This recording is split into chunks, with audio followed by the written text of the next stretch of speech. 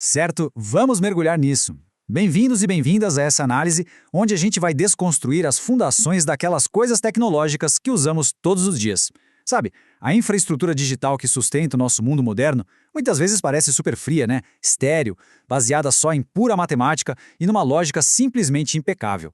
Mas olha, quando a gente olha mais de perto, ali para as linhas de código, para os circuitos das máquinas, a realidade se mostra completamente diferente.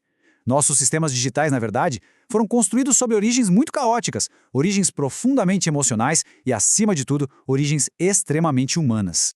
Então, o que um erro de US$ 1 bilhão, café e luto têm em comum? A resposta imediata que vem à cabeça deve ser absolutamente nada, certo? Afinal, o que essas três coisas poderiam ter a ver com o desenvolvimento de software e hardware? Mas é exatamente essa a premissa fascinante do nosso papo de hoje. A ciência da computação vai muito, mas muito além de uma matemática perfeitinha. Ela é, na real, impulsionada pelas necessidades, pelas falhas e, principalmente, pelos sentimentos das pessoas que estão ali, digitando atrás dos teclados. Ato 1. Humano falível.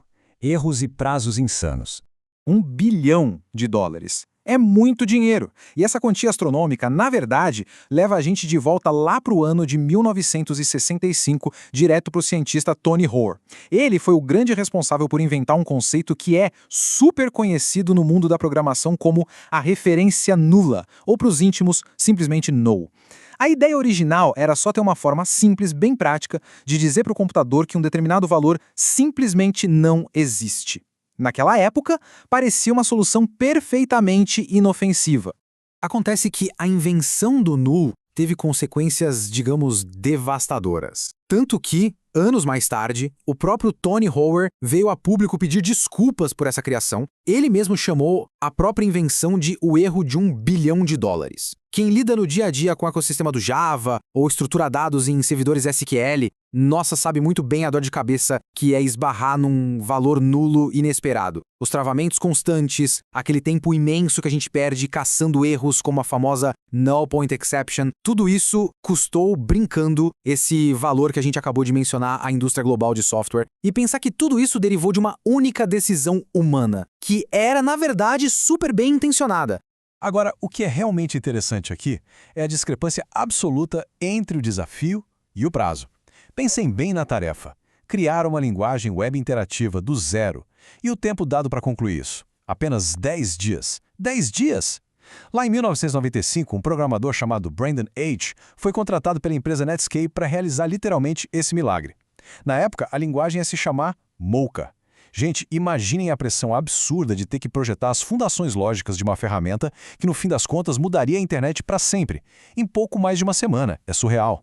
E o mais louco, ele conseguiu. A primeira versão inteirinha foi escrita nesses impressionantes 10 dias de puro suor e trabalho intenso. Hoje a gente conhece o resultado dessa loucura como JavaScript. Quem trabalha com desenvolvimento front-end e precisa lidar com as peculiaridades do famoso Vanilla JavaScript, sabe que o comportamento da linguagem às vezes parece, um verdadeiro caos. E o legal é entender que essas bizarrices estruturais com as quais a galera da programação lida até hoje não são defeitos matemáticos impossíveis de resolver, não mesmo. Elas são a herança direta, quase literal, daquela corrida insana contra o relógio. O caos basicamente deu à luz à web interativa que a gente usa hoje.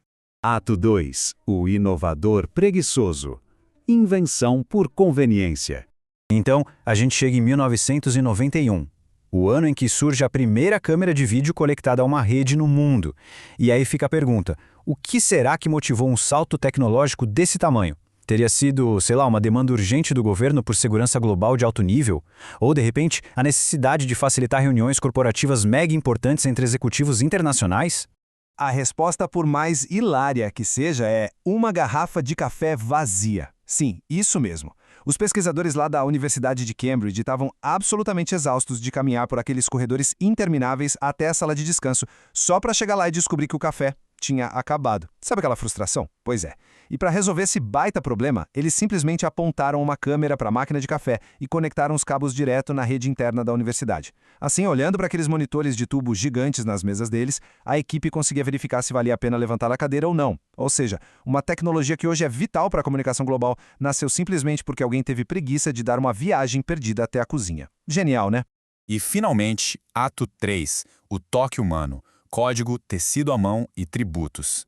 Quando a gente pensa na missão Apollo 11, lá em 1969, a gente logo imagina o ápice da engenharia espacial, certo? Mas olha que detalhe incrível. O software de voo, que foi desenvolvido pela equipe brilhante da engenheira Margaret Hamilton, não foi salvo em discos rígidos, bonitinhos e convencionais como esses que a gente tem em casa hoje em dia. De jeito nenhum. Para sobreviver às condições extremas do espaço, o sistema exigia uma robustez física que não existia na época. Então, eles usaram um negócio chamado Core Rope Memory, que a gente pode traduzir livremente como memória de corda de núcleo.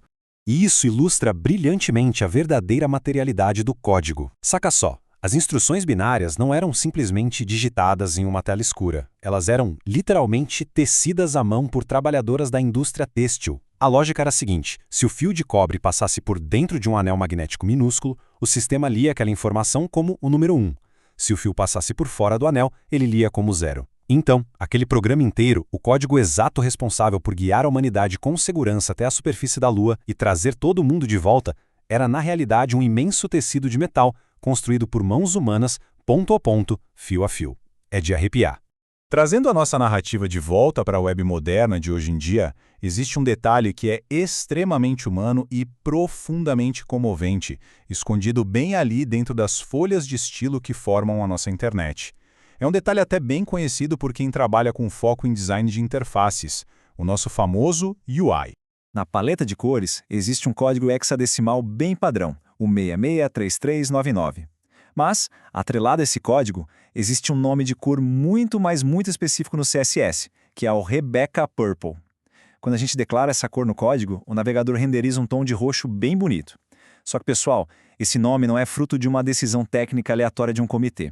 Na verdade, essa é a história de um tributo oficial, um tributo feito pelo W3C, que é aquele consórcio que cria os padrões da web, dedicado a Rebecca Maia. A Rebecca era a filha do Eric Meyer, um dos grandes pioneiros dos padrões web que a gente usa hoje, e que, infelizmente, faleceu de forma muito trágica quando tinha apenas 6 aninhos de idade. Acontece que a cor favorita da Rebecca era justamente o roxo, e ao imortalizar a cor Rebecca Purple direto na estrutura essencial das páginas da web, ela se tornou a única cor em todo o ecossistema do CSS que foi nomeada oficialmente em homenagem a uma pessoa. Acaba sendo uma marca permanente de um luto muito doloroso, sem dúvida. Mas muito além disso, é uma marca de um amor eterno, que está ali, incorporada para sempre no código de milhões e milhões de sites ao redor do mundo todo. Então, tudo isso que a gente viu aqui hoje nos leva a uma reflexão meio inescapável, sabe? A de que o mundo digital é de fato construído sobre bases absurdamente humanas. Aquela ilusão toda de uma tecnologia fria, perfeita, totalmente isenta de falhas, simplesmente cai por terra quando a gente examina de perto as raízes da coisa toda. A estrutura das nossas máquinas e de todo o código que roda nelas é inteiramente erguida em cima dos nossos erros mais colossais, da nossa busca incansável por um pouquinho de conforto e conveniência, da nossa dedicação física, que muitas vezes é extraordinária, e, claro, no fim das contas, das nossas emoções mais profundas. E diante de tudo isso que a gente descobriu sobre o que roda nos bastidores da nossa infraestrutura digital, fica uma grande provocação no ar. Da próxima vez que uma tela acender na nossa frente, será que as impressões digitais humanas finalmente vão ficar visíveis para a gente? Afinal, cada linha de código que é executada, cada pixel que é estilizado, cada erro que o sistema retorna, tudo isso carrega um eco profundo das pessoas que os criaram. Muito obrigado a quem acompanhou esta exploração de hoje até o final. A gente se vê na nossa próxima análise. Um abraço.